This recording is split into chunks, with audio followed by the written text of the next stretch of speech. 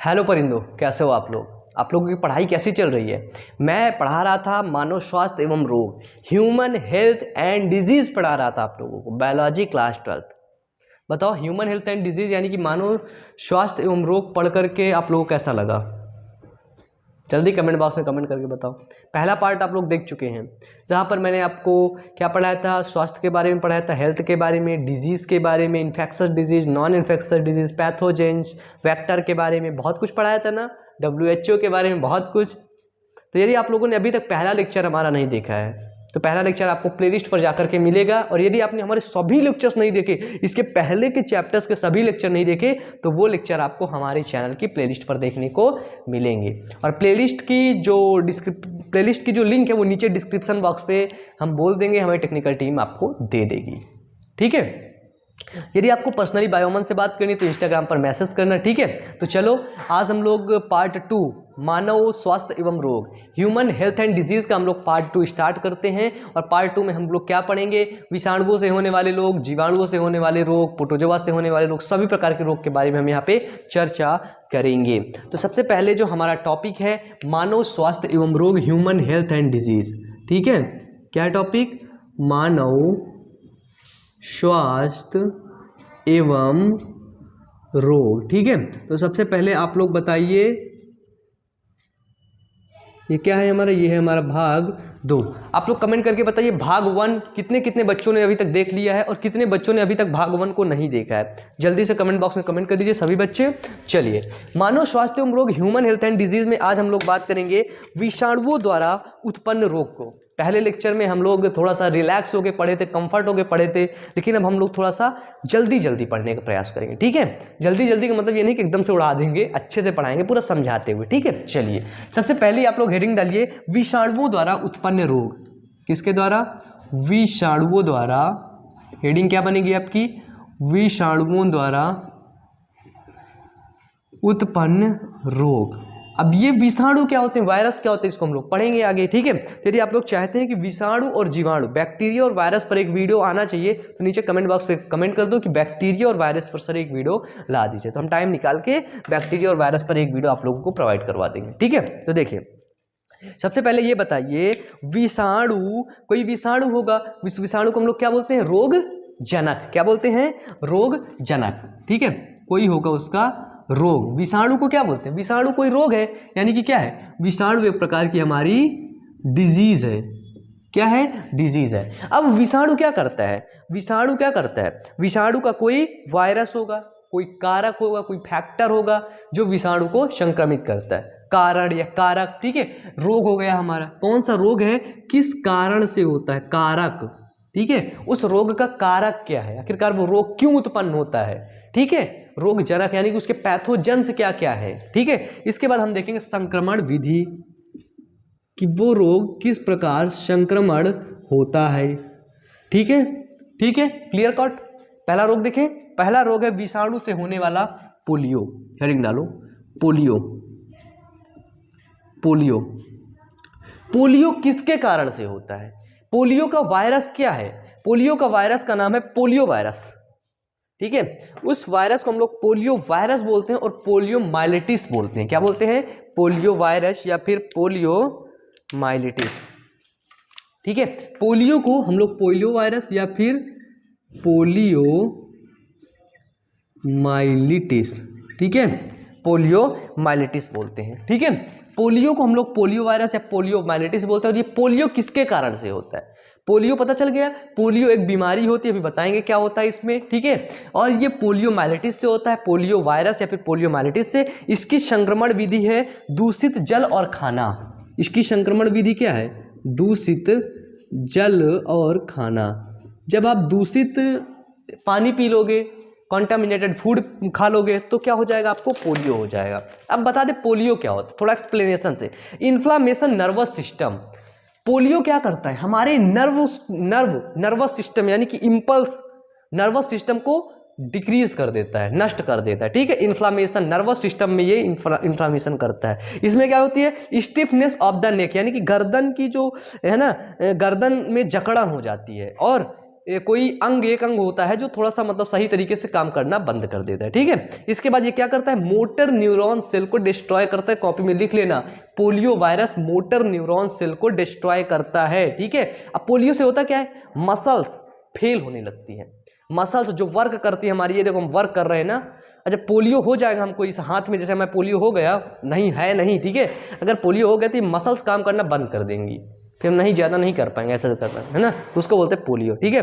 Lack of nerve impulse, ठीक है, lack of nerve impulse, यानी कि जब पोलियो वायरस इंटर कर जाता है तो नर्व इम्पल्स यहाँ पे टच करेंगे, मारेंगे, ये करेंगे, वो करेंगे, थोड़ा सा नर्व इम्पल्स हमको कम जाएगा, लैक हो जाएंगे, ठीक है। इसके बाद इनका इंक्यूबेशन पीरियड कितना होता है, 7 से 14 दिन के अंदर, कितना, 7 से 14, हेडिंग डाल लो, इंक्यूबेशन पीरियड, उद्भवन काल हिंदी में बोलते हैं, ठीक है। 7 से 14 दिन के अंदर इसका जो वो है वायरस का अटैक है वो पता चल जाता है कि आपको पोलियो हो चुका है, ठीक है। इसकी वैक्सीन है, इसकी वैक्सीन ओरल होती है। आप लोग बचपन में पिए होंगे पोलियो की दवाई, 2 बूंद जिंदगी की, पोलियो की दवाई पिया है ना बचपन में, दाई लोग वहाँ पे कॉलेज वगैरह स्कूल वगैरह में पिलाया करती थी, हम लोग भी पिए। इस पोलियो की वैक्सीन थी ना, ओरल वैक्सीन, इसको डेवलप किया था सेबिन ने। किसने, सेबिन ने, सेबिन, ठीक है, सेबिन लिख लो जल्दी से, ठीक है। इस पोलियो की ओरल वैक्सीन सेबिन ने क्या किया था, खोजा था। अब मैं आपको एक अलग अलग के बारे में नहीं पढ़ाऊंगा, यहीं पे पढ़ा दे रहा हूं, जो पढ़ा रहा हूं उसको लिख लो, ठीक है। पोलियो हो गया आपका। सेकंड नंबर है रेबीज। सेकंड नंबर क्या है हमारा, सेकंड नंबर है हमारा रेबीज। रेबीज किससे होता है, रेबीज होता है रेबीज वायरस से, किससे, रेबीज वायरस से। और रेबीज में क्या होता है, रेबीज किस कारण से होता है, संक्रमण विधि क्या है कि कुत्ते के काटने से। कोई संक्रमित कुत्ता है वो जब तुमको काट लेता है तो तुमको रेबीज वायरस हो जाता है, रेबीज रोग हो जाता है। कौन सा रोग, रेबीज रोग, उसको हम लोग कौन सा रोग बोलते हैं, वो आपको रेबीज रोग हो जाता है, ठीक है, ठीक है, क्लियर है। कुत्ते के काटने से कौन सा रोग होता है, हमेशा याद रखना, कुत्ते के काटने से रेबीज रोग होता है। अब ये देख लेते हैं रेबीज रोग में क्या होता है। रेबीज रोग को हम लोग बोलते हैं हाइड्रोफोबिया। क्या बोलते हैं, रेबीज रोग, जिस व्यक्ति को रेबीज रोग होता है उसको होता है हाइड्रोफोबिया, यानी कि उसको पानी से डर लगता है, पानी से डर लगता है। एक बात बता दें, यदि कुत्ता काट लिया तो इसका इंक्यूबेशन पीरियड होता है 1 to 3 मंथ, 1 to 3 मंथ। कभी कभी तो ऐसा होता है कि 1 से 2 साल तक भी होता है, 1 साल भी होता है। सपोज दैट आपको रेबीज से संक्रमित कुत्ता आपको काट लिया, ठीक है, यदि आपने रेबीज का वैक्सीन नहीं लगवाया, रेबीज का टीका नहीं लगवाया, तो इसमें 100% फिटल डेथ है। क्या है, 100% फिटल डेथ, फेटल डेथ, हाँ फेटल डेथ, फेटल डेथ, यानी कि तुम इसमें 100% मर जाओगे, कोई बचा नहीं सकता। कुत्ता काट लिया, वैक्सीन नहीं लगा तो 100% फेटल डेथ है, मतलब 100% है कि तुम मर जाओगे, बच ही नहीं सकते।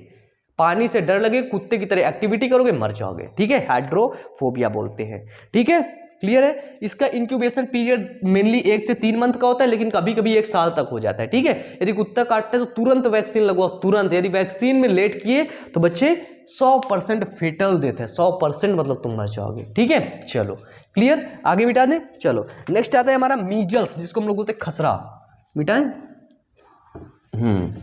तीसरा नंबर क्या आता है हमारा,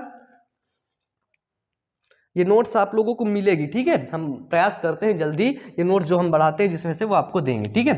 तीसरा नंबर है हमारा खसरा, ठीक है। क्या है तीसरा नंबर, खसरा।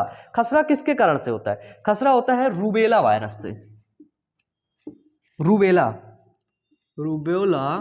वायरस से होता है, ठीक है। खसरा को हम लोग बोलते हैं मीजल्स, ठीक है। क्या बोलते हैं, मीजल्स, ठीक है, मीजल्स, उसको बोलते हैं खसरा। खसरा किसके कारण से होता है, खसरा होता है हमारा रूबेला वायरस। अब ये खसरा क्या होता है, खसरा की संक्रमण विधि क्या है, खांसने से, छींकने से। क्या होता है, खांसने से और छींकने से। जब कोई व्यक्ति खांसता है या फिर छींकता है तो उसी के ड्रॉपलेट्स जो होते हैं वही उड़ के जाते हैं, वो मीजल्स रोग उत्पन्न कर देते हैं, ठीक है। खसरा रोग वो उत्पन्न कर देते हैं। अब मीजल्स में क्या होता है, सीरियस डिजीज ऑफ चिल्ड्रेन, ये बच्चों की, मतलब कि ये मीजल्स जो होता है ये बच्चों में होने वाला बीमारी है, बच्चों की गंभीर बीमारी है, यानी कि सीरियस डिजीज है, ठीक है, बच्चों की गंभीर बीमारी है। ये सभी रोग जिससे हो रहे हैं, वायरस से हो रहे हैं, ठीक है। जनरली 3 से 5 साल के बच्चों, 3 से 5 ईयर ओल्ड, ठीक है, 3 से 5 साल वाले बच्चों को क्या होता है, खसरा होने का बहुत ज़्यादा डर रहता है, ठीक है। इसका इंक्यूबेशन पीरियड होता है 10 डेज। कितना होता है, मात्र 10 डेज। यानी कि अगर आपके शरीर में आज ये प्रवेश किया तो आज से 10 दिन के बीच में आपको ये मीजल्स का जो सिम्टम होगा, बुखार, शेवरिंग, ये सारी चीजें आपको दिखा देगा, ठीक है। तो मीजल्स आप लोग पढ़ चुके, समझ चुके, मिटाए इसको। चलो, जो बातें बता रहा हूं इसको अभी यहीं से लिखते चलो, सभी रोगों के बारे में जानते चलो, ठीक है। चौथा नंबर आपका पूछा जाता है चेचक। चेचक यानी कि स्मॉल पॉक्स। क्या पूछा जाएगा, चेचक, जिसको हम लोग हिंदी में जानते हैं स्मॉल पॉक्स, ठीक है। ये होता है वेरियोला वायरस, वेरियोला वायरस, ठीक है। जो चेचक होता है यानी कि स्मॉल पॉक्स होते हैं, वो वेरियोला वायरस के कारण से होते हैं। किसके कारण से, वेरियोला वायरस। याद कर लो, खसरा रूबेला वायरस, चेचक variola virus, polio poliomyelitis, rabies rabies virus. बिल्कुल सिंपल सिंपल है ना, याद हो जाएंगे ना। तो देखो चेचक कैसे होता है। चेचक होता है हमारा वायु द्वारा। चेचक किस प्रकार होता है, चेचक होता है हमारा वायु द्वारा, यानी कि हवा के संक्रमण से। अगर आपको चेचक है, आप कहीं हवा में उड़ रहे हैं, तो वो हवा से वायरस उड़ के कहीं और चले गए, ठीक है। चेचक, स्मॉल पॉक्स। स्मॉल पॉक्स क्या होता है, हाईली कम्युनिकेबल डिजीज। लिखो स्मॉल पॉक्स में कि हाईली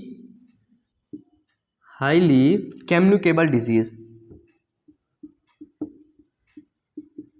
हाईली कम्युनिकेबल डिजीज होता है, ठीक है। स्मॉल पॉक्स क्या होता है, हाईली कम्युनिकेबल, मतलब ये ज्यादा, अगर किसी के स्मॉल पॉक्स के सामने खड़े हो गए तो पक्का तुमको हो जाएगी, गारंटीड तुमको हो जाएगी, ठीक है। इसके बाद क्या होता है, इसके सिम्टम क्या होते हैं। स्मॉल पॉक्स के अगर हम लोग देखा जाए, स्मॉल पॉक्स के सिम्टम क्या होते हैं। अगर स्मॉल पॉक्स आपको हो गया तो आपकी बॉडी क्या सिम्टम देगी, है ना, क्या प्रभाव देगी आपको। हाई फीवर होगा, क्या होगा, हाई फीवर, फिर हेडेच, फिर क्या होगा, फिर बैक एच होगा। बैक एच मतलब पीठ दर्द, कमर दर्द, ठीक है। फिर बैक एच होगा, फिर पेन्स ऑल ओवर बॉडी। चेचक में क्या होता है, and pains all over body. अब देखो इंग्लिश हिंदी में क्या समझना है, कम्युनिकेबल डिजीज है मतलब ज्यादा संक्रमित बीमारी, कोई सामने है तो हो गया उसको। सिम्टम क्या है, हाईली फीवर, खूब ज्यादा फीवर होता है, हेडेक सर दर्द करता है, बैक एच पीठ दर्द करती, and pain all over body, and उसकी सारी पूरी शरीर क्या करती है, दर्द करती है, ठीक है।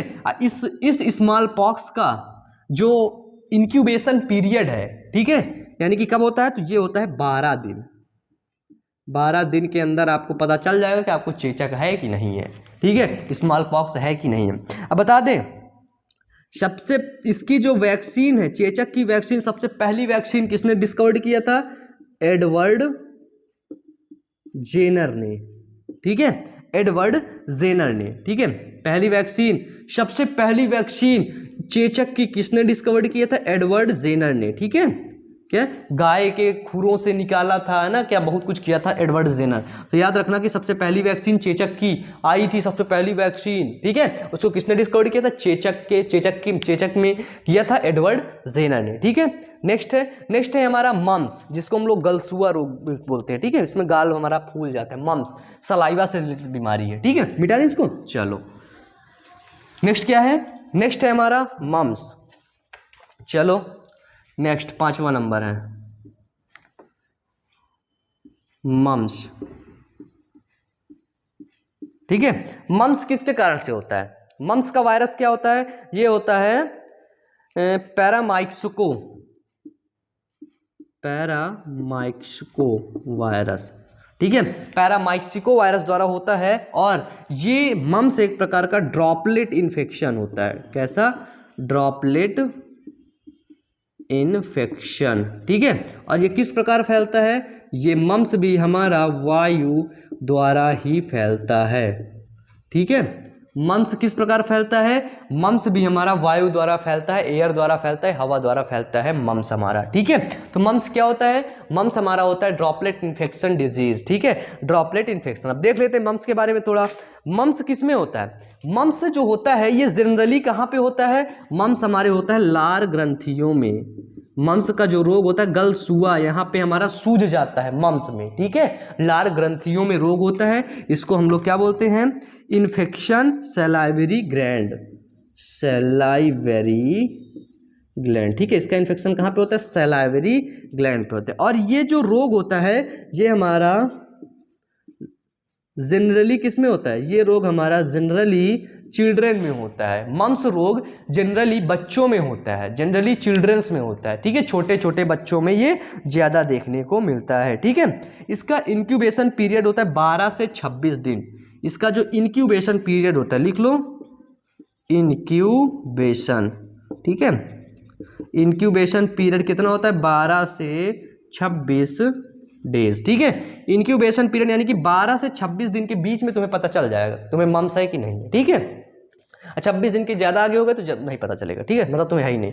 एक बात बता दें, mumps, one attack of mumps give lifelong immunity, ये याद रखना, one attack of mumps gives lifelong immunity. यानी कि अगर मम्स का अटैक एक बार हो गया, यानी मम्स का अटैक एक बार हमको हो गया तो रोग है ठीक हो जाएगा, ठीक है, रोग तो ठीक कर लेंगे। लेकिन अगर एक बार होने के बाद हमको मम्स की इम्यूनिटी लाइफ लॉन्ग है, पूरी जिंदगी के लिए मिल गई। अगर हमें तो मम्स नहीं हुआ, लेकिन जिसको एक बार मम्स हुआ होगा अब उसको दोबारा से कभी जीवन में मम्स होगा नहीं। अब हम लोगों तो नहीं हुआ, अब हमें हो सकता है, और जब हमको एक बार हो जाएगा तो हमको दोबारा से कभी नहीं होगा।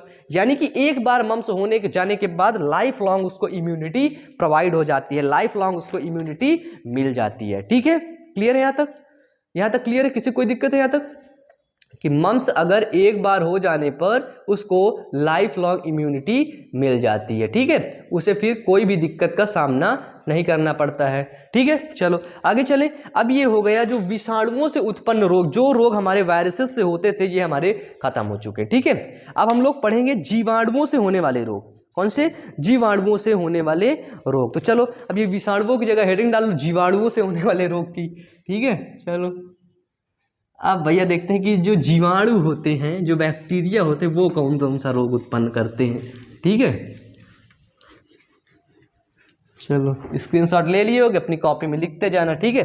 सबसे पहला हम लोग डालेंगे कौन सा रोग है, फिर उसका रोग जनक क्या है, यानी कि एक सेकेंड ना, फिर कौन सा रोग है, फिर उसका कारक क्या है, यानी कि उसका रोग जनक क्या है, ठीक है।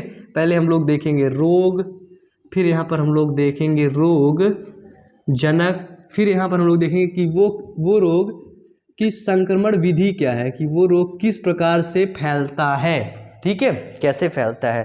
तो सबसे पहला हमारा रोग आता है जिसको हम लोग बोलते हैं टाइफाइड। क्या बोलते हैं? टाइफाइड, हिंदी में बोलते हैं, ठीक है, टाइफाइड।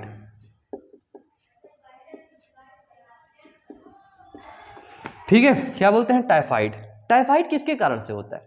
टाइफाइड का एक बैक्टीरिया होता है, ये जो हम पढ़ा रहे हैं ये है जीवाणुओं द्वारा होने वाले रोग, ठीक है, जीवाणु यानी कि बैक्टीरिया से होने वाले रोग, ठीक है।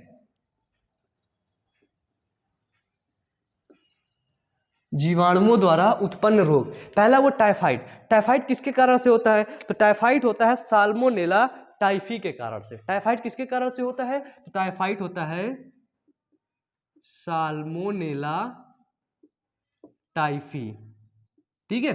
टाइफाइड किसके कारण से होता है? तो टाइफाइड होता है साल्मोनेला टाइफी के कारण से टाइफाइड होता है। यदि टाइफाइड का आपसे पूछा जाए कि टाइफाइड का जीवाणु क्या है, टाइफाइड का बैक्टीरिया क्या है, तो बता दोगे टाइफाइड का बैक्टीरिया साल्मोनेला टाइफी। और टाइफाइड फैलता कैसे है?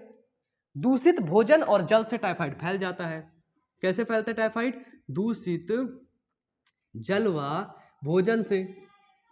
चाउमीन खाने जाते हो ना, बर्गर खाने जाते हो ना, फुल्की फुल्की फुल्की, सभी बच्चे फुल्की खाने जाते हैं, देखे होंगे ना, हाथ में ग्लव्स नहीं पहनता है वो, कि ग्लव्स पहन के तुम्हें खिलाए, नहीं, हाथ ऐसे चला जाएगा, फिर ऐसे ऐसे करेगा, ऐसे पूछेगा, ऐसे भरेगा वो, फिर तुमको दे देगा सब। दूषित है कि नहीं वो? उसके यहाँ का जो पानी पी के चले जाते हो वो पानी उसके यहाँ का गंदा है कि नहीं है? बताओ, कौन कहता है उसके यहाँ का पानी सफा होता है? हमसे बोले, हमसे बात करो, बताओ, हमसे बताओ, उसके यहाँ का पानी सफा होता है टाइफाइड का? मतलब कि टाइफाइड होने की संभावना हो सकती है ना दूषित जल और पानी से, ठीक है, हो सकते हैं ना, बिल्कुल हो सकता है, गारंटीड हो सकते हैं। तो टाइफाइड सबसे पहले बता दे, टाइफाइड का जो बैक्टीरिया है, ठीक है, टाइफाइड का जो बैक्टीरिया उसका नाम साल्मोनेला टाइफी, और ये आंत में रहता है। ठीक है, ये अगर इन्फेक्शन करेगा तो ये हमारी आंत में इन्फेक्शन करता है। कहाँ पे करेगा? आंत में करेगा। और इसका जो रोग वाहक है, इसका जो वेक्टर है, ठीक है, इसका रोग वाहक क्या है? मक्खी। आप लोग रेलवे स्टेशन के आसपास देखे होंगे, मिठाइयों में खूब ढेर सारी मक्खी लगी रहती हैं, लेकिन लोग जाते हैं उसी खरीद के खा लेते हैं। सोचो अगर उसमें टाइफाइड का साल्मोनेला टाइफी बैक्टीरिया है तो तुमको बीमार कर सकता है। बिल्कुल। अब जब तुम बीमार हो गए टाइफाइड से तो तुमको डॉक्टर क्या लिखेगा? डॉक्टर लिखेगा विडॉल टेस्ट, लिखेगा ना, विडॉल टेस्ट बोलता है ना, चलो इसका एमपी विडॉल करा लो, सीबीसी एमपी विडॉल। एमपी विडॉल का मतलब क्या होता है? विडॉल टेस्ट, यानी कि इसके टाइफाइड की जांच करवा लो, कहीं इसको टाइफाइड का तो नहीं है। अब देखो, intestinal perforation and death severe cases, अगर अगर अगर अगर इस रोग को हमने अनदेखा कर लिया ना तो सेवर केसेस में, यानी कि बहुत ज्यादा गंभीर मामले में लोगों की डेथ भी हो सकती है। ठीक है, लोग मर भी सकते हैं। ठीक है, क्लियर है कि इसके लिए हम लोग विडॉल टेस्ट कराते हैं, टाइफाइड रोग होता है। ठीक है, अब देखो टाइफाइड रोग की वाहक कौन थी? सबसे पहली वाहक, सबसे पहला रोग, इसको टाइफाइड को किससे देखा गया था? तो सबसे पहला रोग टाइफाइड को देखा गया था मैरी मिलन में। इसलिए इस मैरी मिलन को, ये एक लड़की थी, सुनना भी थोड़ा सा इसकी कहानी सुनाऊंगा। ठीक है, ये लड़की थी, ठीक है, मैरी मिलन, और इसको फिर हम लोग बोलते हैं टाइफाइड मैरी।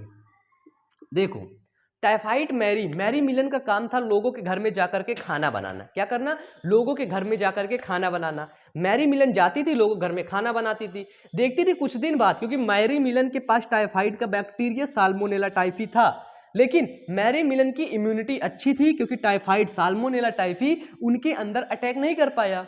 जब मैरी मिलन के अंदर वो अटैक नहीं कर पाया तो जहां पे वो खाना बनाने जाती थी, थोड़ा सा गंदगी, ये सारी चीजें तो हम मनुष्य हैं, गंदगी फैलाते हैं, हमारा मतलब नेचुरल काम है गंदगी फैलाना।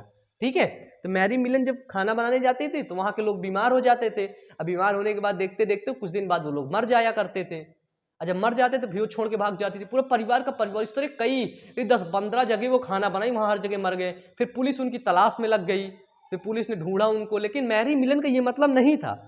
उनको खाना बनाने में दिलचस्पी थी, खाना वो बनाती थी, लेकिन अब मर ही जाते थे, क्या किया जाता। बाद में पता चला कि मैरी मिलन को वैज्ञानिकों ने जब पकड़ा, रखा, जेल में बंद कर दिया, बाद में उन्हें पता चला कि उनको टाइफाइड की वे वाहक है। ठीक है, चलिए नेक्स्ट आता है हमारा डिसेंट्री, जिसको हम लोग बोलते हैं पेचिस। ठीक है, इसको मिटा दे नीचे वाला, चलो इसको मिटाते हैं हम लोग। लिख लो इसको जल्दी से।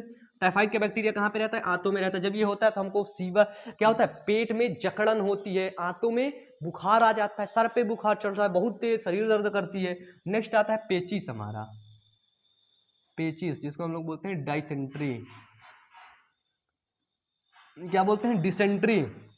डिसेंट्री किससे होता है? तो डिसेंट्री होता है शिगेला बैसिलस से। किससे? शिगेला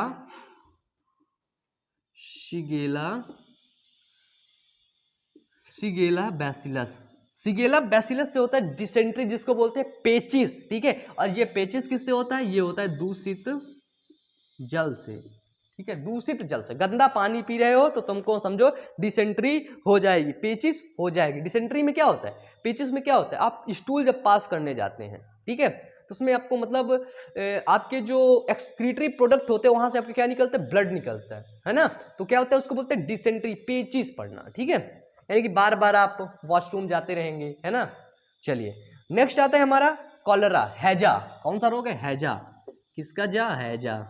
हैजा को इंग्लिश में बोलते हैं कॉलेरा। ठीक है, कॉलेरा। याद रखना कि हिंदी में क्या बोलते हैं, इंग्लिश में क्या बोलते हैं। ठीक है, हैजा किस प्रकार से होता है? तो हैजा होता है विब्रियो, याद करो, विब्रियो कॉलेरी, कॉलेरी।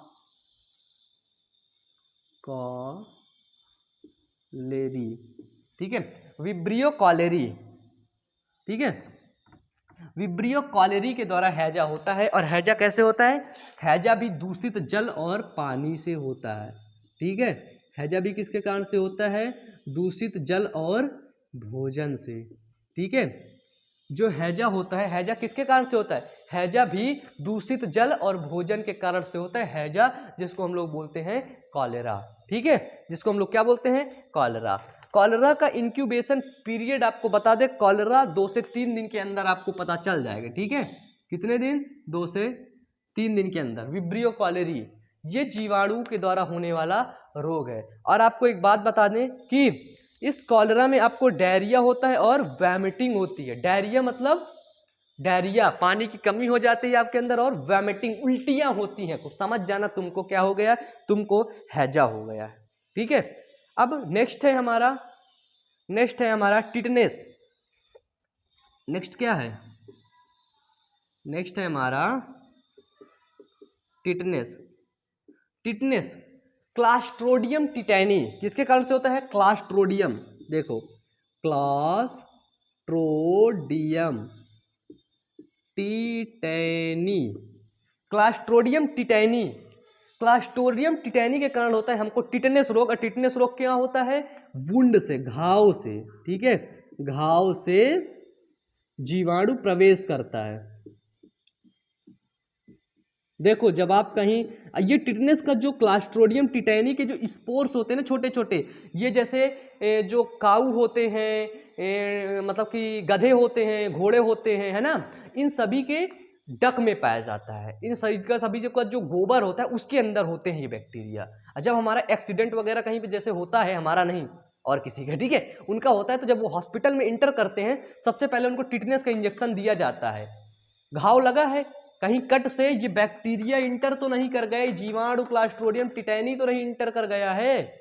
और ये टिटनेस का वायरस अगर बैक्टीरिया अगर एक जगह पर गिर गया, है ना, अगर suppose that cow K duck से गिरा वही जमीन पर, तो वहां पर 60 साल तक वो जिंदा रहेगा। टिटनेस का बैक्टीरिया कितने साल तक? लगभग वहां पे वो 60 साल तक जिंदा रहेगा। Enter body through wounds, tetanus का बैक्टीरिया क्लास्ट्रोडियम टिटैनी कैसे इंटर करता है? थ्रो वुंड्स, घाव को बोलते हैं वुंड। ठीक है, क्या बोलते हैं? वुंड। ठीक है, याद रखना। तो टिटनेस का बैक्टीरिया कैसे इंटर करता है? वुंड से। ठीक है, चलिए नेक्स्ट आता है हमारा टीबी। नेक्स्ट आता है टीबी, जिसको हम लोग बोलते हैं ट्यूबर कुलोसिस। ठीक है, क्या होता है? टीबी। टीबी का जीवाणु, टीबी का रोग जनक क्या होता है? रोग जनक होता है माइकोबैक्टीरियम। टीबी का रोग जनक होता है माइकोबैक्टीरियम ट्यूबरकुलोसिस। टीबी का रोग जनक होता है माइकोबैक्टीरियम ट्यूबरकुलोसिस। और ये टीबी कैसे होती है? वायु द्वारा खांसते व छींकते समय। टीबी कैसे होती है? वायु द्वारा खांसते व छींकते समय। जो हमारा टीबी होता है वो रेस्पिरेटरी रिलेटेड डिजीज होती है। ठीक है, सांस लेने में हमको दिक्कत हो जाती है। ठीक है, अब तो क्रॉनिक टीबी आ गई है भैया, दिमाग में भी टीबी हो जाती है, लंग्स में भी किडनी में टीबी हो जाती है, पेट में टीबी हो गई, अब तो कई टीबी हो गई। ठीक है, लेकिन माइकोबैक्टीरिया ट्यूबरकुलोसिस क्या होता है? वायु द्वारा होता है। अब जैसे आप लोग देखेंगे टीबी का अस्पताल, टीबी को हम लोग हिंदी में बोलते हैं क्षय रोग। कौन सा रोग? क्षय रोग, यानी कि ये शरीर का क्षय करता है, शरीर का नाश करता है। देखे होंगे टीबी का जो हॉस्पिटल होता है, क्षय रोग हॉस्पिटल, कहाँ होता है? शहर से या गांव से दूर ही होता है, क्योंकि टीबी को पता है कि ये वायु द्वारा फैलता है टीबी। और जब टीबी वायु द्वारा फैलता है, अगर आसपास रखा गया और वायु द्वारा फैल गया तो सबको फिर टीबी हो जाएगा, इसलिए शहर से दूर रखा गया। लेकिन अब तो ऐसा देखा गया कि टीबी के बगल में प्लाटिंग हो रही है, जहाँ से टीबी का हॉस्पिटल है ना, उसी के बगल में जस्ट प्लाटिंग हो रही है, वहाँ पे जाके प्लाट ले लो तुम। अभी सस्ते नहीं, महंगे, खूब ढेर सारे महंगे। ठीक है, लोग कम समझेंगे। टीबी के हॉस्पिटल के बगल में तुम घर बना के रहोगे, टीबी तुमको हो ही जाएगी ना, क्योंकि इसके बैक्टीरिया जीवाणु वायु में उड़ते रहते हैं। ठीक है, वायु में मूव करते हैं। नेक्स्ट रोग आता है हमारा न्यूमोनिया। क्या आता है? नेक्स्ट रोग आता है हमारा न्यूमोनिया। ठीक है, न्यूमोनिया किसके कारण से होता है? जो न्यूमोनिया होता है वो होता है हमारा स्ट्रेप्टोकोकस न्यूमोनी। ठीक है, किसके कारण से? Streptococcus pneumoniae. ठीक है, स्ट्रेप्टोकोकस न्यूमोनी लिख लोगे? लिख दूं?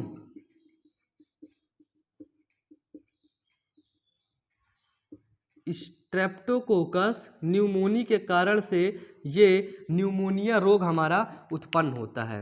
किसके कारण से?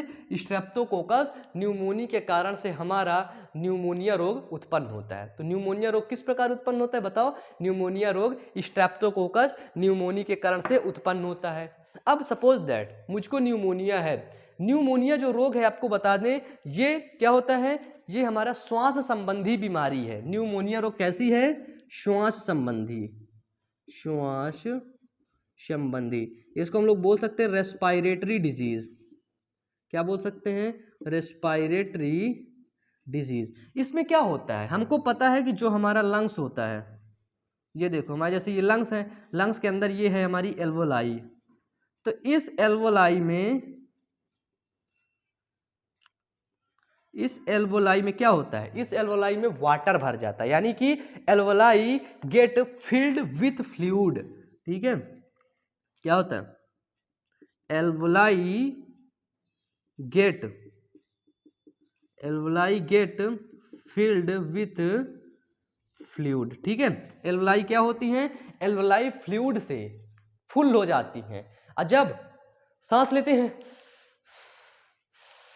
पूरा सांस एल्वोलाई में भर गया, लेकिन जब पानी भरा रहेगा ना तो दर्द होगा बहुत तेज से सांस अंदर खींचने में, क्योंकि सांस हवा जाएगी कहाँ पे? लंग्स फाड़ डालेगी का? तुम्हारे एल्वोलाई फाड़ डालेगी का? नहीं। ठीक है, तो क्या होता है इस रोग में? स्ट्रेप्टोकोकस न्यूमोनी क्या करता है कि हमारे एल्वोलाई के अंदर फ्लूइड को इकट्ठा कर देता है, ढेर सारा फ्लूइड को। ठीक है, इसको हम लोग रेस्पिरेटरी डिजीज बोलते हैं। क्या बोलते हैं? Respiratory disease. इसका इंक्यूबेशन पीरियड होता है 1 to 3 Z, उद्भवन काल होता है 1 से 3 दिन के अंदर पता चल जाएगा। ठीक है, एल्वोलाई स्ट्रेप्टोकोकस न्यूमोनी, ये स्ट्रेप्टोकोकस न्यूमोनी, या फिर इसको हम लोग बोलते हैं हीमोफिलस इन्फ्लुएंजी। क्या बोलते हैं? हीमोफिलस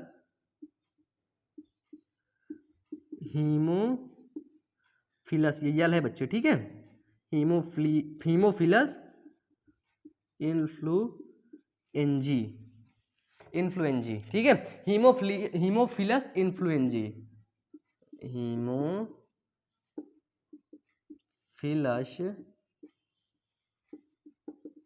इन्फ्लुएंजी, ठीक है, क्या होता है? Haemophilus influenzae. अब देखो जो न्यूमोनिया रोग होता है, तो है आसपास किसी को है ना, उसके पास जाके ऐसे साथ में बैठ के हाँ कुछ खा पी लिए, हाँ खूब हंसे, हाँ उसके मुंह से निकल के चले गए तुम्हारे, खांसते व छींकते समय। ये बैक्टीरिया क्या होते हैं? ये बैक्टीरिया हमारे वायु में रहते हैं, वायु में ये बैक्टीरिया हमारे प्रेजेंट रहते हैं। कहाँ पे? वायु में, यानी कि हवा में ये बैक्टीरिया। ये कौन से बैक्टीरिया? यानी कि स्ट्रेप्टोकोकस न्यूमोनी, जिसको हम लोग हीमोफिलस इन्फ्लुएंजी के नाम से जानते हैं, ये बैक्टीरिया वायु में प्रेजेंट रहते हैं। ठीक है, तो यहाँ पर आपका हो गया बैक्टीरिया यानी कि जीवाणु से उत्पन्न होने वाले रोग। ये सारे रोगों के बारे में आपने देख लिया है, सारे रोग के बारे में आप लोग अच्छे से समझ चुके हैं। ठीक है, चलो मिटाएं, अब आगे बढ़ें। मिटा दें? चलो मिटाते हैं, अब हम लोग चलते हैं इसके आगे। चलो इसका स्क्रीनशॉट ले लो, अपनी कॉपी में लिख लेना जल्दी से। चलो, जीवाणुओं द्वारा थे ये। ठीक है, ये रोग जनक, सारी चीजें याद कर लेना। ठीक है बच्चे, इतना अभी टाइम नहीं है ना, तो याद करवाएंगे। ठीक है, याद करवा देंगे, बाकी देख लिए होगे तो याद हो जाएगा। नहीं देख पाओगे, पता है क्या है, लेक्चर को 2 बार घुमा फिरा के देख लिया करो। ठीक है, ठीक है, याद कर देख लोगे ना, 2 बार लेक्चर देखोगे याद हो जाएगा। अब नेक्स्ट आता है कवक से होने वाले रोग। कुछ ऐसे डिजीज बताइए, कुछ ऐसे रोग बताइए जो हमारे कवक से होते हैं। किससे? कवक, यानी कि जो रोग हमारे फंगस से होते हो, जो रोग हमारे फंगस से होते हो उसको बताइए आप। तो फंगस से उत्पन्न रोग यानी कि कवक से उत्पन्न होने वाले रोग कौन से हैं? तो पहला रोग है हमारा दाद, दूसरा है खुजली। क्या है यहाँ पे? रोग क्या है और यहाँ पे रोग जनक क्या है? पहला रोग है हमारा दाद और दूसरा रोग है हमारा खुजली। ठीक है, पहला रोग दाद, जिसको हम लोग रिंग वॉर्म के नाम से जानते हैं। किसके नाम से? जिस रोग को हम लोग रिंग वॉर्म के नाम से, रिंग वार्म। जो दाद होता है वो होता है ट्राइकोफाइटॉन से। कैसे? ट्राइकोफाइटॉन से। ठीक है, इसका रोग जनक क्या होता है? ट्राइकोफाइटॉन। इसकी जो संक्रमण विधि होती है, इसकी संक्रमण विधि क्या होती है? त्वचा के संपर्क में आने से। अब त्वचा के संपर्क में कैसे आएंगे? सपोज दैट मेरा कपड़ा है, मेरे को रिंग वॉर्म है, दाद है, यानी कि ट्राइकोफाइटॉन मेरे कपड़े में लपटे हैं, तुमने पहन लिया। मैंने कंघा किया, कॉम्ब किया, कंघा किया, तुमने आके वही कंघा कर लिया। रिंग वार्म लपटे, तुम्हारे अंदर चले गए। मैंने यही ब्रश किया, ये ब्रश नहीं है, ऐसे किया, तुम भी आके यही ब्रश कर लिए, रिंग वार्म लपट गए। ऐसे होता है दाद। खुजली भी ऐसे ही होता है, इसको बोलते हैं एस्केरस एस्केबीज, ठीक है, एस्केरस एस्केबीज, ठीक है,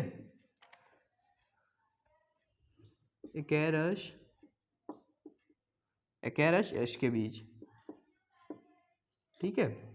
ये भी त्वचा के संपर्क से ही होता है, दाद और खुजली, ठीक है। दाद और खुजली कैसे होता है? एस्केरस एस्केबीज यानी कि त्वचा के संपर्क से। अब नेक्स्ट आता है हमारा कि प्रोटोजोआ से होने वाला रोग, किससे? ये तो हमारा था कवक से। अब है हमारे प्रोटोजोआ से होने वाले रोग। बोर होने लगे ना? अब थोड़ा बोरिंग चैप्टर, बोरिंग आ रहा है, ठीक है, समझ रहा हूं मैं, ठीक है। तो देखो, बोर होने लगे, जाओ बायो अमन मोटिवेशन चैनल पर, वहां पर मोटिवेशनल वीडियोस को देखो, ठीक है, मोटिवेट हो जाओ, कुछ करो, ठीक है। जाओ मोटिवेशनल वीडियोस को देखो, और जब दिल भर जाए तो बायो अमन टेक को भी देख लेना, ठीक है। चलो, यहाँ पे है प्रोटोजोआ से होने वाले रोग, यानी कि जो रोग प्रोटोजोआ से होते हैं उनके बारे में बात करेंगे। तो पहला प्रोटोजोआ से होने वाला रोग है हमारा अमीबी पेचिस। कौन सा है? अमीबी पेचिस, ठीक है। पहला रोग कौन सा है हमारा? पहला रोग है हमारा अमीबी पेचिस। पेचिस रोग होता है बैक्टीरिया से, ठीक है, डिसेंट्री। लेकिन डिसेंट्री का वाहक बताओ? शिगेला बैसिलस, सही है। अमीबी पेचिस किससे होता है? प्रोटोजोआ से। इसका बैक्टीरिया होता है एंट अमीबा हिस्टोलिटिका। क्या होता है? एंट अमीबा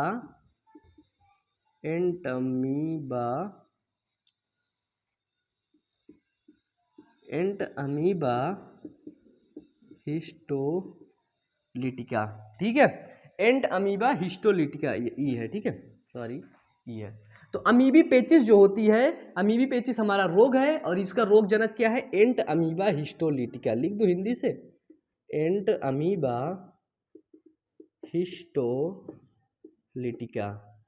ठीक है। हर संडे लाइव आता हूं, याद रखना, हर संडे सुबह 10 बजे, ठीक है। एंट अमीबा हिस्टोलिटिका का होता है, ये किससे होता है? ये होता है दूषित जलवा भोजन से, ठीक है, दूषित जलवा भोजन से। इस रोग में हमको बहुत तेज बुखार आता है, ठीक है, पसीना खूब निकलता है, पेट में ऐंठन रहती है। कुछ चीज कॉमन रहते हैं, बुखार तो कॉमन लिख दो, अगर कोई भी रोग होगा तो बुखार आएगा ही, दर्द शरीर करेगी ही करेगी, ठीक है, ये चीज कॉमन है, ठीक है। चलो, नेक्स्ट आता है हमारा मलेरिया। मलेरिया रोग भी प्रोटोजोआ के कारण से होता है, ठीक है।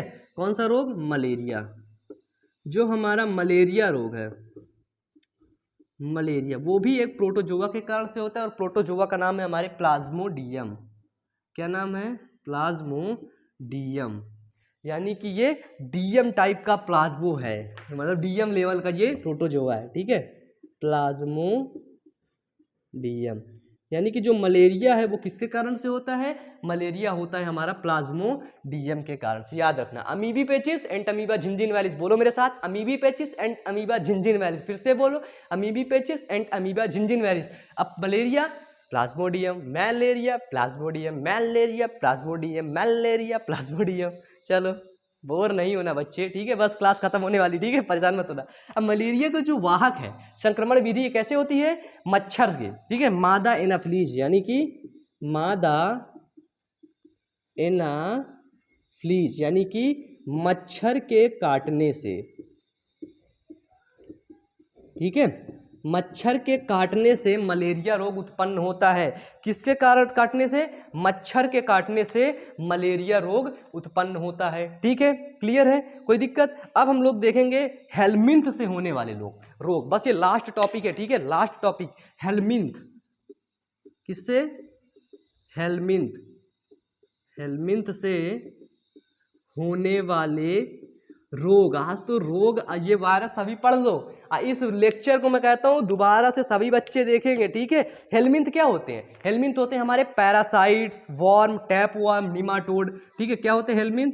हेलमिंथ होते हैं हमारे पैरासाइट, वॉर्म, फिर टैप वार्म, फिर नीमाटोड।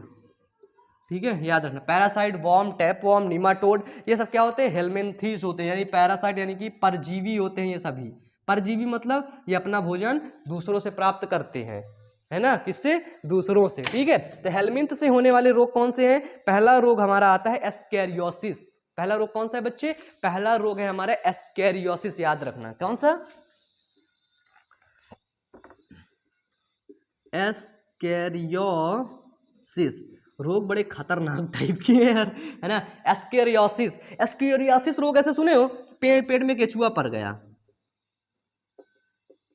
एस्कैरियोसिस। गांव में बोलते हैं ना, देखो पेट में होकर केचुआ पड़ गया, है ना, पेट में उसके कीड़े पड़ गए, तो वही होते हैं एस्कैरिस पड़ गए। एस्कैरिस क्या होते हैं? ये जो एस्कैरियोसिस रोग होता है, इसका रोग जनक क्या होता है? इसका रोग जनक होता है एस्कैरिस। ठीक है, क्या होता है? एस्कैरिस। ये जो एस्कैरियोसिस रोग होता है ये एस्कैरिस के द्वारा होता है। किसके द्वारा बच्चे? एस्कैरिस के द्वारा होता है। अब ये किसके कारण से फैलता है? ये फैलता है दूषित भोजन और जल के कारण। ठीक है, जो एस्कैरिस रोग होता है वो दूषित भोजन और जल के द्वारा फैलता है। गांव में बोला जाता है कि देखो इसके पेट में कीड़े पड़ गए, केचुआ पड़ गए। क्या पड़ गए? केचुआ। बचपन में तुम्हारे भी पड़े होंगे पेट में, तो मम्मी लोग ना दवा खिलाई होंगी तुमको। इसकी दवा होती, कौन सी दवा खिलाई जाती इसको? जो वो है, आती है दवा यार, एल्मेंडाजोल करके ऐसे कुछ है ना। नेक्स्ट है हमारा फाइलेरिया। नेक्स्ट क्या है हमारा? नेक्स्ट है हमारा फाइलेरियोसिस। ठीक है, क्या है हमारा? फाइलेरियोसिस, जिसको हम लोग, इस रोग को हम लोग हाथी पांव यानी कि एलिफेंटियोसिस, एलिफेंटियोसिस यानी कि हाथी पांव के नाम से जानते हैं। फाइलेरियोसिस में रोग में क्या होता है कि इसमें एक अंग सूज जाता है, पेट के एब्डोमेन के नीचे का एक अंग सूज जाता है। जैसे हमारा लीवर हो गया, आंतें हो गई, फिर हमारा टेस्टिस हो गया, अंडकोश हो गया, इसके बाद हमारा एक पैर यही नहीं फूल जाएगा, एक पैरवा फूल जाएगा, हाथी पांव इसलिए बोलते हैं। ठीक है, ये होता है वुचेरिया से। कौन से? वुचेरिया वोनोक्राप्टी। ठीक है, वुचेरिया वोनोक्राफ्टी। ठीक है, वुचेरिया वोनोक्राफ्टी से होता है फाइलेरिया रोग। और ये फाइलेरिया एक मच्छर के काटने से, मॉस्क्यूटो के काटने से हो जाता है फाइलेरिया। किसके काटने से? जो फाइलेरिया होता है वो मच्छर के काटने से हो जाता है। ठीक है, किसके काटने से? मच्छर के काटने से होता है फाइलेरिया रोग। और इस फाइलेरिया रोग का वाहक कौन होता है? इस फाइलेरिया रोग का वाहक होता है आपका, क्या होता है? एक सेकेंड ना, फाइलेरिया, वुचेरिया वोनोक्राफ्टी, वेनो है, बैनो, बैनो बच्चे, बैनो, वेनो नहीं, वेनो बैनो में अंतर देखना है ना। वुचेरिया बैनोक्राफ्टी। ठीक है, वुचेरिया बैनोक्राफ्टी के द्वारा ये होता है फाइलेरिया, और इसको हाथी पांव बोलते हैं। इसका वाहक कौन होता है? मादा क्यूलेक्स। ठीक है, कौन सी? मादा क्यूलेक्स मच्छर। लिख लेना अपनी कॉपी में कि फाइलेरिया रोग का वाहक होती है मादा क्यूलेक्स। ठीक है, खत्म होने वाला है बस सेशन, एक सेकंड ना। पेट में, आंत में इसमें कीड़े पड़ जाते हैं, स्कैरिस बोलते हैं। और बता दें आपको, इसमें क्या होता है? इसमें राउंड वॉर्म होता है। जो स्कैरिस होता है, स्कैरिस में होता है राउंड वॉर्म। क्या होता है बच्चे? स्कैरिस में होता है राउंड वॉर्म। ठीक है, बोर हो गए ना? मुझे लग रहा है तुम लोग बोर हो गए। चलो बताओ कितने लोग बोर हो गए। और स्कैरियोसिस में एल्बेंडाजोल खाई जाती है, बैंडी प्लस खाई जाती है। कौन सी दवा? Bandy plus. तो ये फाइलेरियोसिस में लिख लो, हाथी पांव रोग बोलते हैं, वुचेरिया वोनोक्राफ्टी से होता है, मादा क्यूलेक्स मच्छर के काटने से होता है। ठीक है, और ये वुचेरिया वोनोक्राफ्टी लिख दो हिंदी में, वुचेरिया वेनोक्राफ्टी। वुचेरिया वोनोक्राफ्टी अगर वायरस कर गया, ये एक बार इंटर कर गया प्रोटोजोआ, ये पैरासाइट्स अगर इंटर कर गया तो ये क्या होता है? ये एक अंग को फुला देता है, एक अंग को सुझा देता है। फिर एक नया रोग है टीनियासिस। एक नया रोग क्या है? टीनियासिस। कौन सा रोग है? टीनियासिस। इसको हम लोग इंटेस्टाइनल वॉर्म के नाम से जानते हैं। टीनियासिस को, टीनियासिस को किस नाम से जानते हैं? तो टीनियासिस को इंटेस्टाइनल वॉर्म के नाम से जानते हैं। और इसका जो वाहक होता है वो होता है टीनिया। इस रोग का वाहक होता है टीनिया। ठीक है, टीनियासिस। अब टीनिया रोग कब होता है? सुअर का मांस खाते हो? कितने लोग खाते हो सुअर का मांस? अब एक बात याद रखना, जितने लोग सुअर का मांस खाते हैं ना, पका के खाएंगे सुअर का मांस। अध पके सुअर के मांस खाने से, किससे? अध पके सुअर के मांस खाने से, हाँ नहीं खाते हो? अध पके सुअर के मांस खाने से होता है टीनियोसिस, ठीक है। टीनिया नामक एक प्रोटोजोआ पैरासाइट्स होता है जो हमारी आंतों में जाकर के बैठ जाता है। हमारा पाचन, हमारा जो खाना खाते हैं ना उसी को पाचन करता है, वो उसी को खा के अपना अपना मतलब डांस करता है, अपनी पार्टी करता है, अपने पार्टी सेलिब्रेट करता है। एस्कैरिस ऐसा ही तो करता है।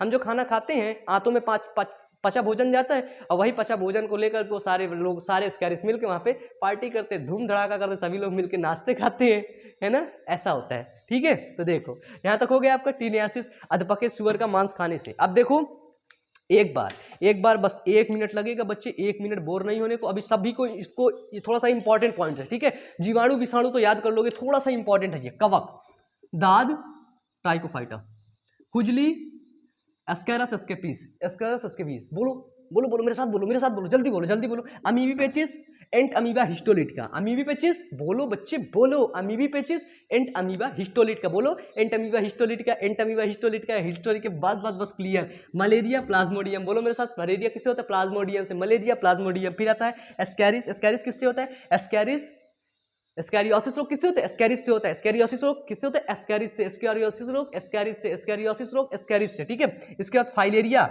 हाथी पांव, जिसमें से एक पांव जो होता है ना, एक पैर होता है ना, हाथी की तरह फूल जाता है, बहुत ज्यादा फूल जाता है, और दूसरा पैर बिल्कुल पतला रहता है, देखे होगे, उसको होता है फाइलेरिया। वो मच्छर के काटने से होता है। कौन सा? मादा क्यूलेक्स अगर काट लिया तो फाइलेरिया हो गया। फाइलेरिया रोग का वाहक है, रोगजनक है वुचेरिया बोनोक्रैप्टी, वुचेरिया बोनोक्रैप्टी के कारण फाइलेरिया रोग होता है, वुचेरिया बोनोक्रैप्टी। इसके बाद आता है टेनियोसिस। क्या आता है? टीनियोसिस। टीनियोसिस क्या होता है? इंटेस्टाइनल वॉर्म होता है, इंटेस्टाइन में रहने वाला जीवाणु, वो फीताकृमि होता है, यानी कि पैरासाइट्स, परजीवी होता है। ये किससे होता है? टीनिया के द्वारा होता है। अधपके सुअर के मांस खाने से क्या होता है? टीनियोसिस रोग होता है। आज आप लोग पढ़ चुके हैं सभी रोगों के बारे में। अब हम कल बात करेंगे मलेरिया के बारे में, ठीक है, इसके बारे में, उसके हम बहुत अच्छी तरीके से अगला सेशन भी पढ़ेंगे। तो वीडियो को लाइक करके चैनल को सब्सक्राइब कर देना, और किसी भी प्रकार की दिक्कत के लिए ना कमेंट बॉक्स में कमेंट जरूर करना। 70% अब लोग ऐसे हैं जो हमारा वीडियो देख लेते सब्सक्राइब नहीं करते। तो बच्चे सुन लो, सभी बच्चे सब्सक्राइब कर दो, सपोर्ट करो, ठीक है। और नहीं सपोर्ट करोगे तो फिर थोड़ा सा मुझे दिक्कत हो जाएगी ना। यदि आप लोग चाहते हो कि मुझे दिक्कत हो जाए तो ठीक है, मत सपोर्ट करो, कोई बात नहीं, ठीक है, मैं अपना मैनेज कर दूंगा, ठीक है। लेकिन मुझे पता है आप लोगों से बहुत उम्मीद है मेरी कि आप लोग शेयर करते होगे सभी बच्चों के पास, सभी लोगों के पास, ठीक है। क्योंकि जब मैं बायोलॉजी पढ़ाता हूँ जा करके बोलते होगे आसपास, तो बच्चे तुमसे पूछते होंगे कि अरे भाई साहब बायोलॉजी किधर से पढ़ के आया तू? पूछते कि नहीं बच्चे? टीचर्स आपसे पूछते हैं कि नहीं बेटा बायोलॉजी कहाँ से पढ़ के आ गया तू इतना ज्यादा? पूछते हैं ना? जल्दी बताओ, पूछते हैं कि नहीं पूछते? जल्दी नीचे कमेंट बॉक्स में कमेंट कर दो, ठीक है। पढ़ते रहो, मेहनत करते रहो। Wish you all the best. Thank you.